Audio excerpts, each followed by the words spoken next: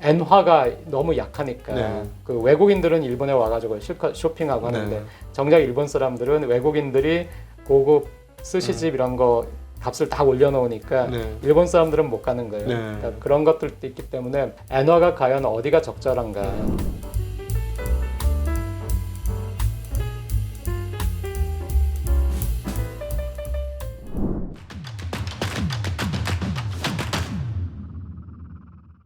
그럼에도 불구하고 그렇게 오랜 장기 침체에도 불구하고 지금 일본의 주요한 기업들은 국제적으로 역시나 잘 살아있는 기업이라는 점을 감안해 보면 80년대 일본이 정말로 대단했구나라는 걸 느낄 수 있는 대목인 것 같아요. 30년을 침체를 했는데 꼿꼿이 살아있는 기업들이 있지 않습니까? 어떻게 이렇게 경쟁력을 유지할, 물론 이제 규모는 조금 줄은 것 같아요. 80년대 그 강력한 규모에 비해서는. 근데 이렇게 유지를 하게 된 비결이 뭐라고 보실까요? 네, 유지를 했다기보다는 또 많은 기업이 망하기도 했죠. 네. 도시바도 상장 폐지됐고, 산요도 공중 분해가 됐고, 샤프도 뭐 대만에 매각이 됐고요. 우리가 아는 기업만 해도 잘도 한때 파산을 한번 했다가 재생을 했었고요. 네. 그런데 우리가 알고 있는 많은 기업도 도요타라든가 소니라든가 히타치라든가 지금 일본에서 시가총액 뭐 탑5 안에 들어가는 그런 기업들도 중간에 굉장히 파산 위기도 있었어요. 네. 도요타는 그 정도는 아니지만 도요타도 이제 그 이익이 마이너스였던 적이 있었고 소니하고 히타치는 거의 망하는 거 아닌가라고 생각을 했을 때도 있었는데 또 일본의 저력이기도 하고 네. 그렇기 때문에 한국에도 저는 그런 저력이 있을 것이다라고 생각하는 것이 제가 99년부터 일본을 살았는데 99년에 일본은 굉장히 혼란스러웠거든요. 그리고 2000년대도 굉장히 혼란스러웠어요. 네. 고이즈미 정권 때 2001년부터 2006년까지 양적 완화하면서 경제가 좋아지나 해서 네. 정말 좋아지나 또 좋아지는구나 또 생각을 했었는데 리만 샥 오면서 또 굉장히 나빠졌고요. 네. 그러면서 일본 사람들이 굉장히 우왕좌왕하고 뭐 정책적 혼선도 많고 네. 거기 관해서 굉장히 논쟁도 많았고요. TV를 틀면은 네, 구조조정 해야 되나 말아야 되나 뭐 그거 가지고 막 연예인들까지 그걸 가지고 토론하는 네, 그런 것들도 많았는데 네. 이렇게 힘들게 돼가지고 나중에 소니나 히타치처럼 정말 전설적인 그 일본의 네. 기업들까지도 위험해지는 상태가 되니까 그때 일본이 많이 변하더라고요. 그때 일본이 변하는 모습을 제가 봤기 때문에 저는 이제 그거를 가장 많이 그 말씀을 한국에서는 드리고 싶어요. 그러니까 일본이 어떻게 변했기 때문에 지금 2024년에 와서는 그래도 또 뭔가 일본이 살아난 것처럼 보이고 일본 주가도 좋고 하는 것인데 우선은 굉장히 일본이 당황을 하고 잘 그 현상을 이해하지 못했고 혼란스러웠다고 말씀드렸잖아요. 네. 기업들도 아까 말씀드렸듯이 90년대에는 우리가 하는 것이 맞다. 우리의 기술은 대단하다. 기술력이 중요하다. 네. 뭐 한국이 올라와 봐야 뭐 가격으로 경쟁하는 것이다. 이런 식으로 했었는데 네. 2010년쯤 되니까 그게 아니라는 걸 이제 일본 사람들도 알게 되고 특히 기업가들 중에서 그걸 알게 된 거예요. 우리가 정말로 뭔가 잘못했구나. 그때 그 혁신적인 기업가들이 일본에서 등장하기 시작했어요. 그래서 소니의 히라이 가즈오라든가 히타치의 가와무라라든가 예를 들어서 가와무라라는 사람은 그 도쿄대를 나오고 히타치에 들어가서 히타치 이제 엘리트로 쭉 자랐고요. 나중에 본사에 임원을 하다가 계열사 사장으로 갔는데 본사에 임원을 하다가 계열사 사장 가면 이제 그 다음에 은퇴 순이에요. 순이지만 히타치가 거의 망할 때가 돼가지고 2008년에 이 가와무라가 본사의 사장으로 CEO로 오거든요. CEO로 자기가 요청을 받아가지고 나이 굉장히 많은 나이인데 이미 이제 다른 사람 같으면 자기 동료들은 다 은퇴한 나이에 CEO로 가면서 우선 자기 임기는 일본에서는 4월에 시작하니까 시작하기 전에 이제 자기가 CEO 요청을 받고 그걸 수락한 다음에 호텔에 들어가가지고 히타치를 어떻게 살려야 되는가를 막 공부를 한 거예요. 혼자서? 여러 혼자는 불러서? 아니겠죠. 자기 이제 자기가 믿을 만한 예. 히타치에서 쭉 자란 사람이니까 눈여겨본 그 후배들이 있겠죠. 네, 그런 사람들을 이제 모아가지고 하면서 이제 사장에 4월에 취임을 했잖아요. 네. 사장에 4월에 취임하고 나서는 100일 안에 히타치의 재생 플랜 청사진을 100일 안에 발표하겠다. 그러니까 100일 플랜이죠. 이게 우리가 보통 일본은 오너가 없는 기업이라서 굉장히 의사결정 구조가 느리고 그렇죠. 그게 또 문제였다. 막 빨리빨리 투자를 해야 되고 빨리빨리 해야 되는데 일본은 그걸 못했다. 라고 얘기하는데 그 말씀이 맞는데 하지만 이런 위기가 돼가지고 이런 리더를 세우니까 이 리더가 100일 만에 이 청사진을 만들겠다 해가지고 100일 만에 청사진을 만드는데 그때 굉장히 잘 자리를 잡은 게 이제 그 일본 기업의 사업 재편에서 어떤 교과서처럼 된 것이 경쟁력이 있는 우리가 정말로 투자를 해야 되는 그 부문은 집중적으로 지키지만은 이미 우리가 경쟁력을 잃은 그런 사업들은 일단 다 접는다. 다 접는다는 것이고 그 다음에 그렇게 그 사업들을 접어가지고 조금 현금 흐름이 좋아지고 우리가 투자가들을 설득을 할 수 있어가지고 좀 투자를 받을 수 있고 하게 된다면은 그 다음 스텝은 지금 돈을 벌고 있지만 흑자를 내고 있지만은 결국에는 소니의 TV처럼 나중에 도전이 오면은 적자가 될 수밖에 없는 범용화돼 가지고 그 기업만의 어떤 그 경쟁력이 없는 지금은 흑자지만 미래에는 경쟁력을 잃을 것 같이 생각되는 부분 이 부분도 이제 잘라내는 거예요. 잘라내면서 계속해서 그 M&A라든가 그런 걸 통해서 집중적으로 키우고 싶은 사업만 거기에 투자를 하는 것인데 그래서 이제 히타치는 과거에는 뭐 가전도 했고 발전도 했고 반도체도 했고 했지만은 이것들은 다 잘라내고 나중에 이제 시스템 솔루션 기업으로 IT 기업이죠. 이쪽으로 특화를 했는데 그렇게 하면서 히타치가 굉장히 성공을 했어요. 왜냐하면은 우리가 스마트 팩토리 하잖아요. 일본도 막 우리가 디지털 굉장히 뒤처져 있다고 알고 있잖아요. 그럼 일본에서 디지털이 뒤처진 일본에서 공장을 효율적으로 시스템을 만들고 거기에 맞는 솔루션을 제공하고 한다는 것은 굉장히 시장이 크다는 얘기죠. 왜냐하면 굉장히 많은 공장들이 있는데 이 공장들이 다 디지털에서 굉장히 뒤처져 있다. 그럼 이 공장들에게 거기에 맞는 솔루션을 제공하고 시스템을 만들어주는 회사라는 것은 굉장히 수요가 많죠. 히타치가 이쪽으로 그 매진을 한 거예요. 그래서 그 이전에 히타치가 이미 자기들이 공장이 있었고 자기들의 공장을 그 지금은 스마트 팩토리라고 하지만 그 당시엔 그런 말은 없었지만 그런 식으로 이제 디지털라이즈하고 하는 것들의 경험들이 쌓인 게 있었기 때문에 히타치가 또 철도 사업을 하면서 철도 시스템을 운영할 경험이 있거든요. 이 경험들을 살려가지고 이쪽은 일본에서도 경쟁자가 없고 수요가 있지만은 아직 뭐 한국이나 중국 기업을 봐도 이 솔루션 쪽으로 시스템 쪽으로 특화돼서 여기서 굉장히 잘 나가는 기업은 없다. 그러니까 우리가 여기에서 성공을 한다면은 당분간 다른 기업이 얼마 동안은 따라오지 못한다 해가지고 그런 식으로 히타치는 이제 솔루션 기업으로 바뀐 것이고요. 그 뒤에 뭐 과거의 기록을 계속 갱신하면서 지금 굉장히 잘 나가고 있고 소니 같은 경우는 2012년 3월 결산해서 배당을 주지 못할 정도로 소니도 굉장히 어려웠는데 그때 그 어려운 상황에서 소니는 히라이 가즈오가 CEO가 됐는데요. 이 사람도 비슷해요. 이 사람도 소니가 계속 뭐 TV도 적자를 내고 그 당시는 뭐 컴퓨터도 적자를 내고 있었고 굉장히 소니가 안 좋은데 왜 소니가 계속 이럴까? 뭐 이렇게 안 좋은 상태로 있을까 하는 거에서 내부의 의견을 이제 CEO가 됐으니까 내부에서 TV의 얘기, 뭐 컴퓨터의 얘기 이런 얘기를 다 들으면서 어디를 우리가 잘라내야 할 것인지 어디를 지켜야 될 것인지 이거를 토의를 또 하지만은 내부는 내부 정치란 게 있잖아요. 쭉 컴퓨터에서 커온 사람은 막 컴퓨터 반드시 지켜야 된다 이런 식으로요. 그러니까 또 외부 전문가들 얘기까지 듣고 또 투자가들한테 우리가 어떤 부분에 집중할 때 당신은 우리 회사한테 투자하고 싶은 마음이 들겠느냐 하는 것까지 포함해가지고 그 히라이 가즈오가 강조한 것은 다른 의견을 내가 경청한다. 그러니까 내가 내 마음에 지금 이 CEO 마음에 어떤 것이 있는지 그거를 읽어내려고 하지 말고 당신들의 의견을 자유롭게 나한테 달라. 하지만은 나는 외부 투자가들의 또 외부 전문가들 얘기도 다 듣겠다. 우리 다 함께 이제 같이 듣자. 들어가지고 결국에 어디를 잘라내고 어디를 지킬 것인가는 이제 CEO인 내가 결정한다. 리더는 내가. 근데 그렇기 때문에 모든 책임은 내가 진다. 나한테 뭐 여기에 투자해야 됩니다. 아니면 저기는 버려야 됩니다. 라는 조언을 했는데 그 조언대로 했다가 나중에 소니가 잘못돼도 조언을 해준 사내 사람들은 아무 잘못이 없다.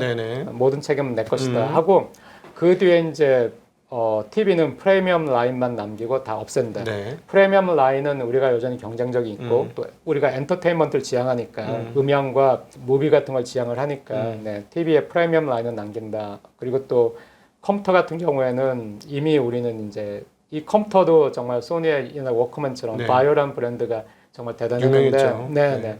그런데 그 레거시를 이제 버리는 거죠. 이걸 없앤다. 그리고 또 리튬이온 배터리 소니가 세계 최초로 그 개발해서 네. 양산을 해가지고 지금은 뭐 이거 없으면 전기차가 돌지 않잖아요. 그런데 이것조차도 파나소닉에 매각을 하고 이것도 이제 없앤다 하면서 소니가 그때 나눈 거예요. 그 사업 부문을. 그래서 성장성은 좀 적지만 그래도 돈은 나오는 네, 파이낸스 쪽 이쪽은 지킨다. 그리고 또 돈은 조금 안 나오더라도 미래 때문에 포기할 수 없는 거 모바일 네. 이것은 이제 또 지킨다. 그런데 지금 돈도 잘 나오면서 미래도 보이는 플레이스테이션이라든가 뮤직, 소니 뮤직, 또 소니 픽처스, 또 그 이미지 센서 이런 것들은 우리가 지킨다 해가지고 그렇게 이제 사업 재편을 했는데 굉장히 반발이 많죠. 네. 한국 같으면은 그 소위 말하는 오너라는 대주주가 있지만 대주주가 이런 사업 재편을 한다 하더라도 이제 TV 부분을 잘라내면은 거기 있는 인원들은 재배치가 되거나 그렇죠. 재배치도 안 되는 인원들은 혹은 재배치를 거부한 인원들은 이제 해고가 되는 네. 거잖아요. 그러면 굉장한 저항이 있을 수밖에 없죠. 더군다나 이 사람은 CEO인데 이사회가 임명한 CEO예요. 네, 그러니까 그만한 파워가 없죠. 네. 그리고 그때 일본은 층층시야라고 할 수 있어요. 그러니까 CEO가 된다 하더라도 전임 CEO가 회장으로서 이사회 의장이 돼 있는 것이고요. 여기에 이제 선배들이 포진해 있죠. 그런데 또 그 전에 있던 사람들은 고문이라는 이름으로 또 좀 있어요. 네. 네. 이 선배들을 다 그 이 새로운 CEO는 의견을 존중하면서 그 선배들을 설득하면서 이제 사업 재편 같은 걸 하게 되는 네. 거예요. 근데 이게 일본에서 안 먹힌 거잖아요. 이게 그렇죠. 안 돼가지고 일본 기업들에게서 안 좋았던 거잖아요. 네. 그러니까 이 히라이 가즈오 같은 경우에는 그 이전에 있었던 하워드라는 CEO가 이 히라이 가즈오한테 그 CEO를 물려주면서 이 사람이 이사회 의장으로서 전폭적으로 지지를 했고요. 네. 그다음에 히라이 가즈오는 자기한테 항의하기 위해서 오는 소니의 선배들, 대선배들 이 사람들을 안 만났대요. 아예 안 만나고 그리고 이제 그 사업 재편을 강력하게 휘둘렀고 히라이 가즈오나 그 가와무라나 그 이후에 다른 사람도 마찬가지예요. 계속해서 뭐 일본 제철도 그렇고 사업 재편이 많이 있었고 했는데 그 사람들이 우리가 그 아픔을 동반한 기업, 아픔을 겁냈기 때문에 잘라낼 걸 잘라내지 못하고 이러다 네. 보니까 그냥 과거에 뭐 수백 명 해고하고 끝날 거였는데 지금에 와서는 수천 명을 해고해야 된다. 왜 이렇게 됐느냐? 이거는 우리 구성원 전체의 책임이다. 그러니까 더 이상 물러설 수가 없다. 그러니까 나는 굉장히 아프지만은 잘라낼 부분 잘라내겠다 하고 그걸 과감하게 추진을 했거든요. 네.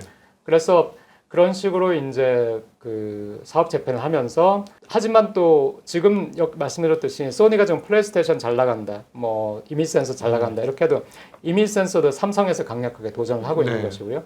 그러니까 소니가 또 그 다음은 뭔가 해가지고 로봇을 또 사업을 다시 시작을 했고요. 그 로봇을 바탕으로 해가지고 이미지 센서가 자기는 굉장히 좋으니까 로봇을 만들기 유리하죠. 근데 그 로봇을 바탕으로 해가지고 자율주행차 도전하고. 거기서 더 나가서 이제 인공위성, 이미지 센서 같은 게 굉장히 좋으니까 그 영상 카메라도 소니가 굉장히 좋잖아요.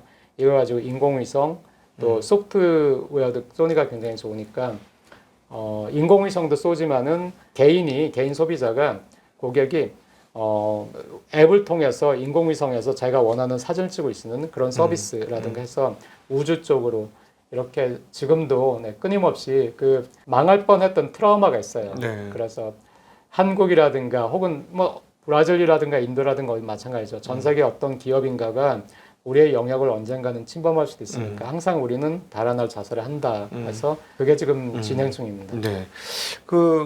그래서 이제 최근에 이제 일본 경제를 보면 최근 GDP 성장률 나오는 거 보면 이제 뭐 도쿄 지역과 그렇지 않은 지역이 좀 차이가 있고 물가도 도쿄 지역과 아닌 지역 차이가 있긴 합니다만 목표했던 2% 이상의 물가 상승률 계속 나오고 있고 GDP 성장률도 지난 분기는 좀 꺾였다가 이번 분기는 굉장히 많이 올라오는 거 그런 거 보입니다. 그러면 이제 드디어 일본의 장기 침체가 끝났느냐 하는 고민이 있습니다. 물론 이제 환이 어떻게 될 거냐 뭐 등등등 또 네, 엄청나게 많은 문제들이 뒤에 딸려 있지만 네. 일본은 지금 어떻게 보고 있는지 굉장히 궁금하네요. 일단은 터널을 벗어났죠. 네. 그런데 일본은 이제 2004, 5년, 6년 그때 터널을 벗어났는데 또 터널을 벗어났다고 선언도 했는데 다시 리만 샥 오면서 터널에 들어갔다가 네. 또 2013년부터 아베노믹스 시작하면서 뭐 5, 6, 7년 그때 8년 굉장히 좋으니까 네. 그때 또 터널을 벗어났으니까요. 이 장기 저성장이라든가 그 침체라는 것이 계속해서 꾸준히 유지된 게 아니라 일본이 좋아질 때도 거기에서 침체에서 벗어난 적이 있었고 다시 빠져 들어갔고 다시 벗어난 적이 있었는데 코로나 때문에 다시 또 한 번 침체에 빠졌다가 지금은 이제 다시 나온 것이죠. 네. 저는 지금의 일본은 이제 어쨌든 침체라는 또 장기 저성장이라는 터널에서 지금은 빠져나왔는데 네. 지금 빠져나온 상태에서 들어가는 게 반복될 수는 있어요. 말씀하신 것처럼 지금 일본 기업의 엔저하고 저금리 또 양적 완화는 분명히 도움이 됐거든요. 네. 근데 미국 경기가 안 좋다 보니까 또 미국에서 금리 인하 가능성이 네. 강력하게 대두가 되고 반면에 일본은 지금 말씀하신 것처럼 물가 상승률 2%가 드디어 됐고 네. 또 더 이상 일본은행이 국채를 사기에는 너무나 지금 많이 사놨기 때문에 이것도 언젠가는 끝내야 되니까 지금이 끝내기에는 굉장히 좋은 시점이죠. 네네. 그래서 마이너스 금리도 끝냈고, 네, 장기 그 금리도 이제 올리기 시작해가지고 지금 뭐 1%, 뭐 0%에서 1%, 사실 1% 포인트니까 별거 아니지만 이게 일본에서는 되게 엄청나죠. 2배 올리는 거니까. 네.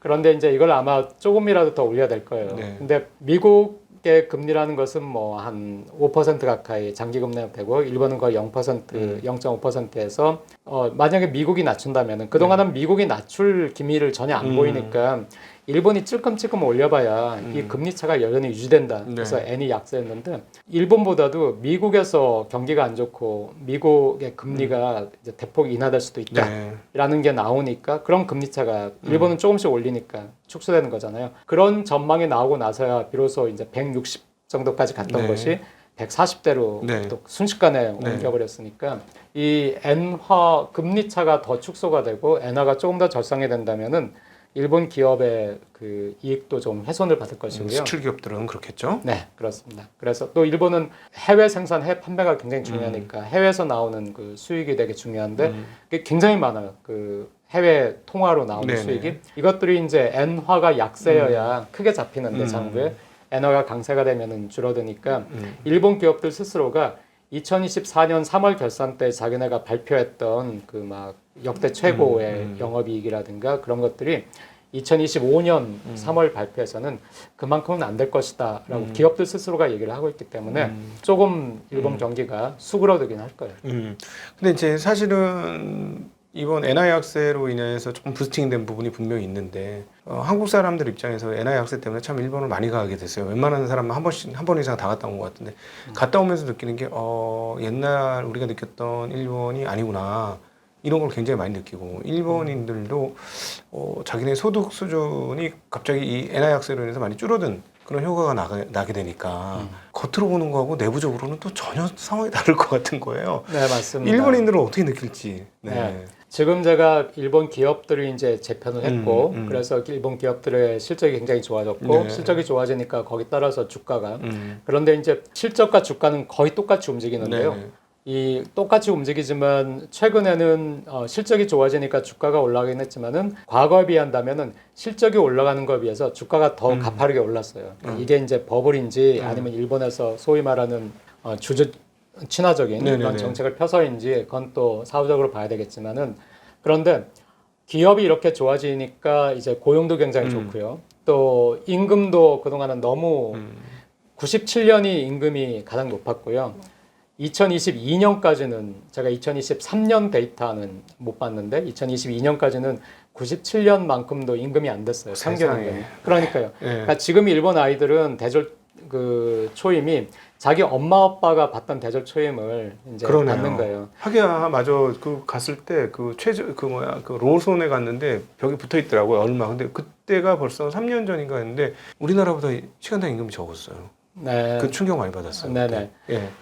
그러니까 지금 일본의 대기업과 한국의 대기업을 비교한다 하더라도 대기업 중에서 좀 많이 주는 데도 있지만은 그냥 뭐 평범한 대기업을 한다면은 한국의 한 60%밖에 대졸 초임이 안 될 거예요. 그러니까 굉장히 낮죠. 예. 하지만 실적이 좋다 보니까 고용도 굉장히 좋고 하니까 대기업들이 지난 2, 3년간 임금을 많이 올리긴 했어요. 네. 하지만은 일본도 대기업의 비중이 한 20에서 25%밖에 안 되거든요. 음. 이게 중기업, 소기업, 자영업 이렇게 갈수록 실적이 개선되는 게 훨씬 더 무뎌요. 네. 지금 일본의 경제가 좋은 것은 대기업 위주, 대기업이 이제 하드캐리 하고 있는 것이거든요. 일본 사람 전체를 보면은 임금이 그렇게 많이 오르지 않았어요. 우리가 막 듣는 이번에 경단련 소속 그 기업들은 막 5.6% 올린다 뭐 네네네. 하는 것들은 이제 대기업 위주고 그렇지 않으니까 오히려 실질임금은 하락을 한 거예요. 2년 연속. 네네. 네. 그래서 지금 일본에서는 그 임금을 상승시키는 게 굉장히 큰 이제 화두고 이슈예요. 네네. 그래서 뭐 소위 말하는 노사정이 전부 다 임금을 올리자 막 이렇게 하고 있는데 그러니까 일본 사람들은 제가 일본에 살고 있잖아요. 네. 그러니까 99년에 제가 일본에 교수로 갔을 때는 그때 제 친구들 한국에서 있던 그 교수하는 애들 월급의 연봉에 거의 2배였어요. 아, 우리 제 박 연봉이. 교수님 연봉이. 네. 네. 그때는 또 일본 엔화가 그렇죠. 강했고요. 뭐 네. 80엔까지도 했었으니. 네. 제가 있을 때는 뭐 그 정도는 아니었지만 그래도 한국 원화가 워낙 약할 때라서 처음에 갔을 때 99년에 그랬는데 지금은 한국도 이 등록금이 동결되면서 굉장히 많은 섹터 중에서 교수들 월급이 굉장히 안 오른 그렇죠. 섹터거든요. 안 네, 올랐죠. 다른 부분에 전혀 비해서. 예, 전혀 안 네네네. 올랐습니다. 그런데도 불구하고 지금 이제 과거 2배였던 제 연봉은 지금 한국 교수님들하고 비슷할 텐데 네, 네. 더구나 N이 약해지면은 그것보다도 더 낮아지는 거예요. 네, 네. N이 워낙 약하니까 네, 한국에 와도 한국 모든 게 비싸 보이고 음. 과거에는 반대였잖아요. 제가 네.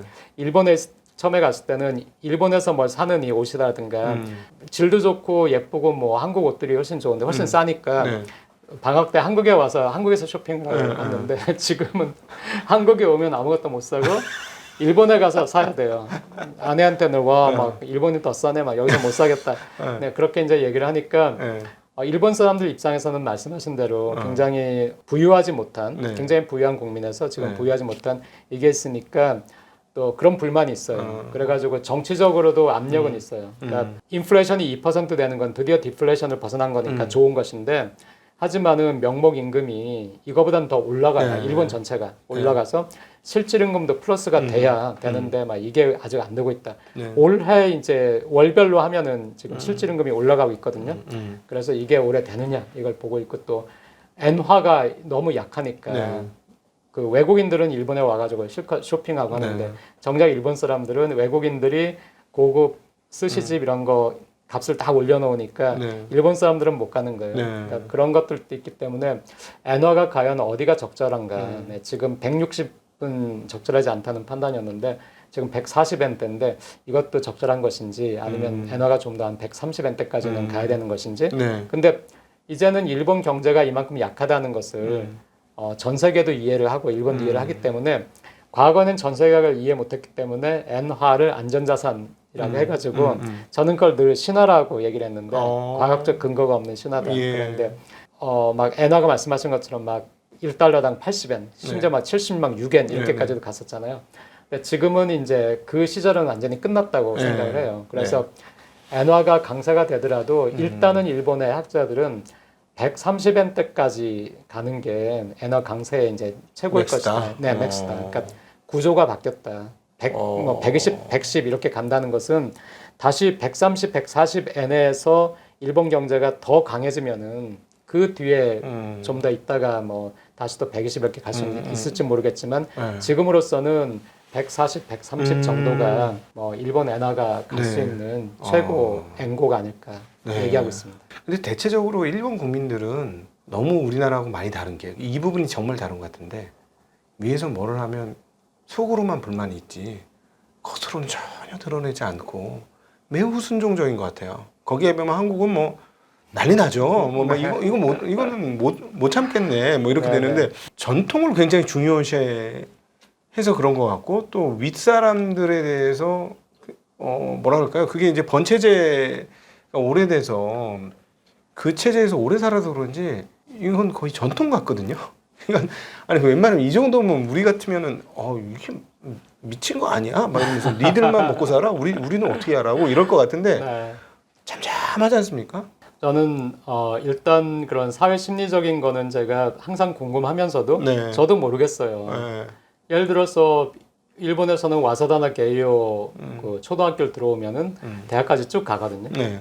고등학교, 중학교, 고등학교, 대학교까지. 네. 한국에서 상상이 날 수 있나요? 네. 연대가 부속 예를 들어서 연고대가 부속 초등학교, 예, 예. 중학교, 고등학교 만들면은 이제 그 초등학교 들어가면은 뭐 연대까지 쭉 들어간다 하면은 그거를 사람들이 과연 용납을 하겠나요? 그러니까 일본은 그게 되잖아요. 네.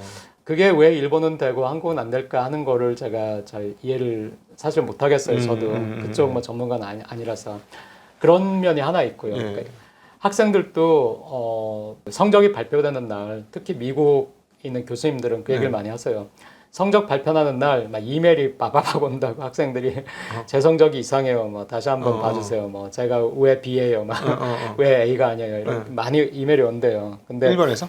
아니 미국에서. 미국에서. 네. 네, 그러겠죠. 네. 근데 이제 한국은 미국 정도는 아니지만 그래도 한국도 많이 학생들이 성적 문의하고 한다고 들었어요. 네. 근데 또 거기서 더 나아서 일본은 전혀 그런 게 안 와요.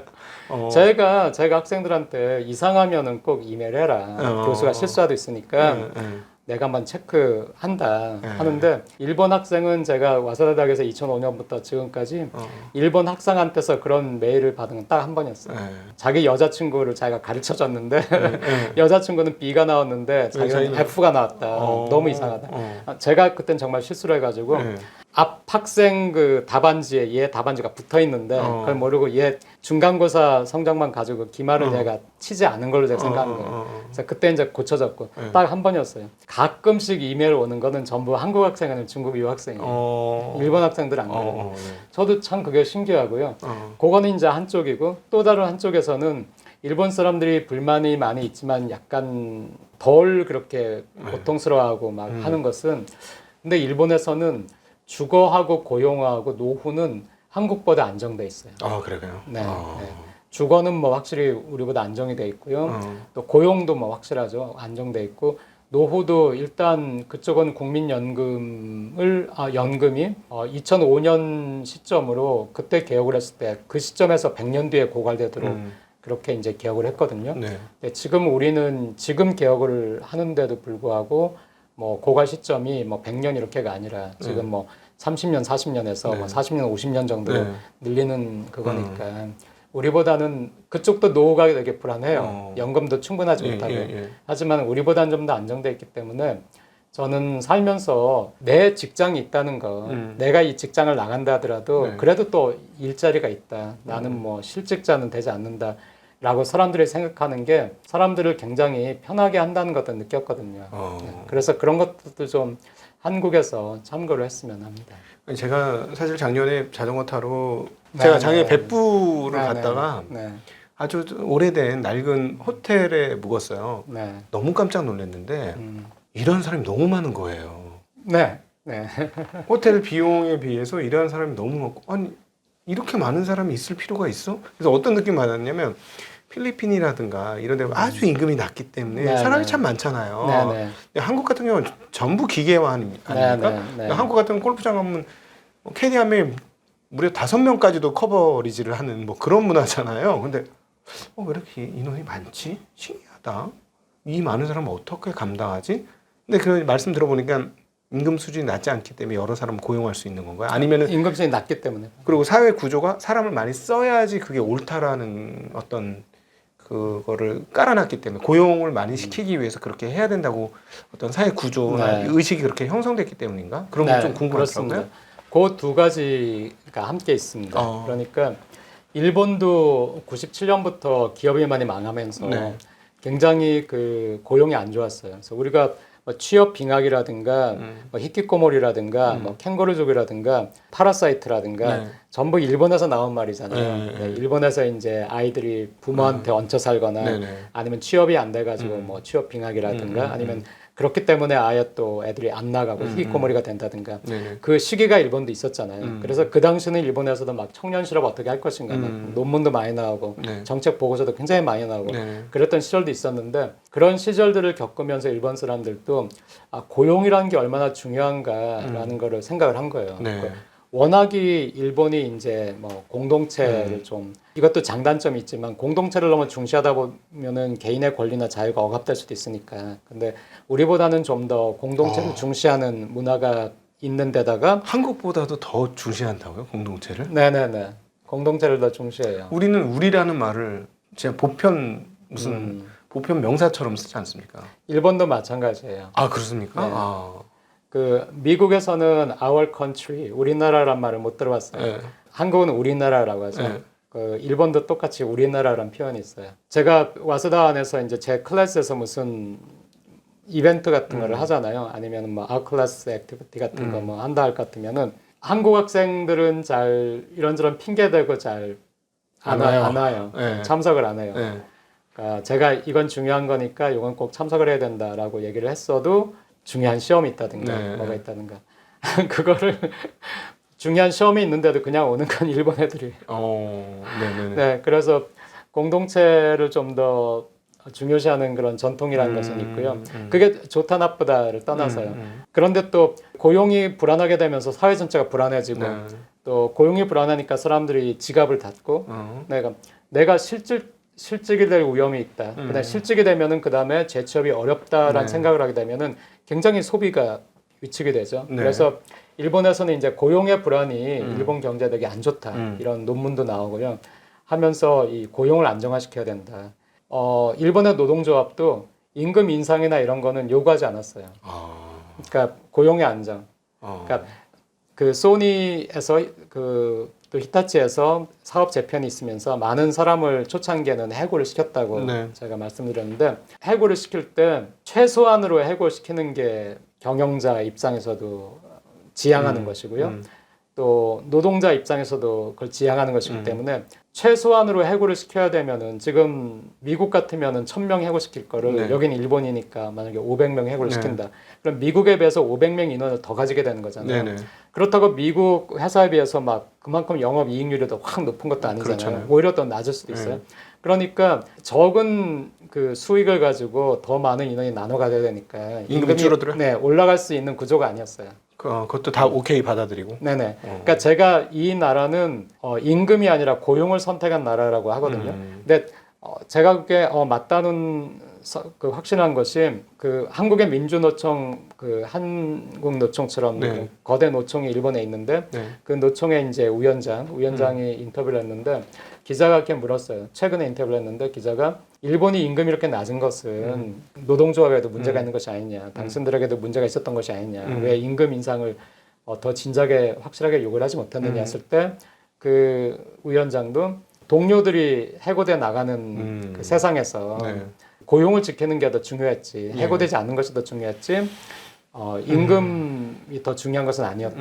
우선은 고용을 지켜야 됐다 했고 또 일본의 CEO들은 대부분 이제 평사원에서 쭉 올라가는 사람들이 많죠. 그러니까 그 밑에 직원이 자기의 부하고 직원이기도 하지만은 또 후배기도 한 거예요. 그러니까 후배들을 잘라낸다는 것은 굉장히 이 사람들도 부담인 거예요. 네. 그래서 이게 굉장히 비효율적인 일본의 기업 문화를 만들었지만은 미국과는 다른 그런 문화를 만들었는데 동시에 고용이 안정되기 기업이 실적이 좋아지면서 고용이 안정되기 시작하면서부터는 일본 사회를 굉장히 또 안정적으로 만든 거예요. 그래서 말씀하신 것처럼 임금이 낮고 그런 문화가 있다 보니까 가끔 일본에 와가지고 여기 동남아 아니에요? 하는 분도 계세요.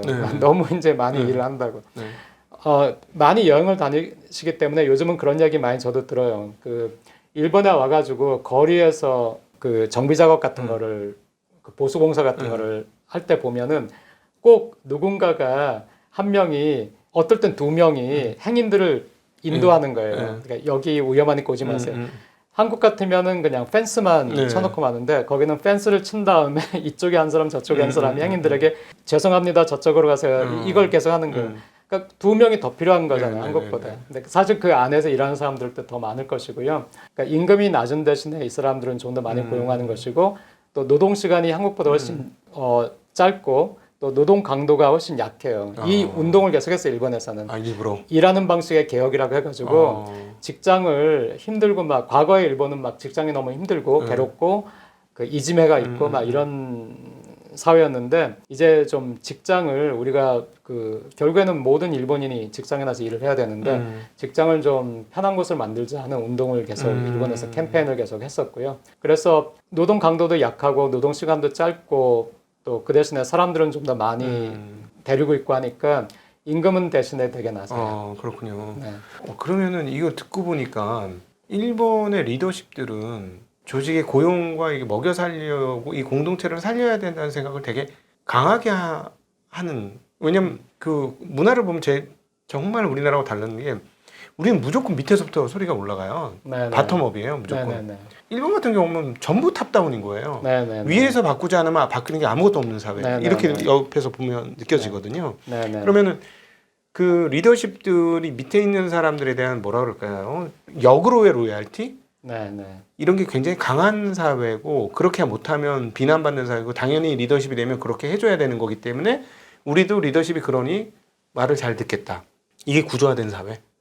네, 그게 사업 재편이 잘 된 회사에서는 말씀하신 그게 된 것이고요. 네. 또 사업 재편이 잘 안 됐고 굉장히 힘들어진 회사들은 그게 잘 안 된 것이죠. 그러니까 리더하고 조직원 사이에 불신이 있고 소통이 안 된 회사들은 잘 안 됐고요. 네. 지금 제가 말씀드린 새로운 리더들이 이제 일본에서 등장을 했다고 했잖아요. 네. 이 새로운 리더들은 이제 소통도 하고 네, 그 조직원을 지켜야 된다. 또 조직원을 이해시킨다. 그러니까 확실한 청사진을 제공한 다음에 그 조직의 컨센서스를 얻는 네, 그런 과정들을 거쳤는데 그런 어떤 공동체 의식 이것들은 일본이 조금 더 강하게 있습니다. 재밌는 그런 시간이었습니다. 향후에 오셔서 또 일본 경제하고 일본의 구조하고 이렇게 엮어서 얘기를 해주실 수 있는 기회를 마련해 주신다면 정말 좋을 것 같습니다.